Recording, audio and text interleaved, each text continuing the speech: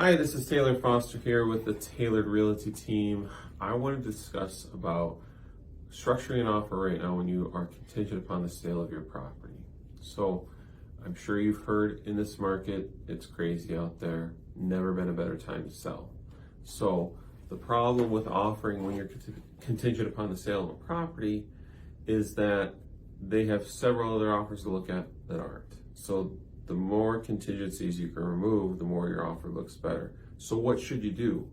Honestly, I tell all my sellers, gotta get your house on the market first. Unless you can get pre-approved without having to sell the house, you should get your house on the market. Now I know what you're saying.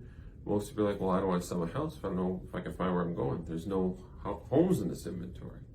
Well, I make all my sellers contingent upon the sale of their property.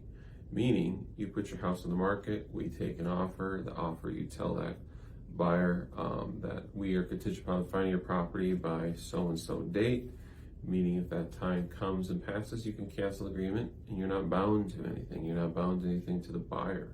So that's what most sellers do in order to be competitive, because you need your house on the market pending past its inspection in order to really make a competitive offer in this market. To beat out the other offers. And I will say majority of my clients that I work with as buyers tend to be sellers, and they usually get some of the few first properties that they offer on because of the way that we do it this way. And because you're coming from a home to sale, you have usually a lot more money to put down, like 20% or so, which is what is getting the homes in this market. And this is Taylor Foster here again here with the Tailored Realty team. You all have a great weekend. Thank you.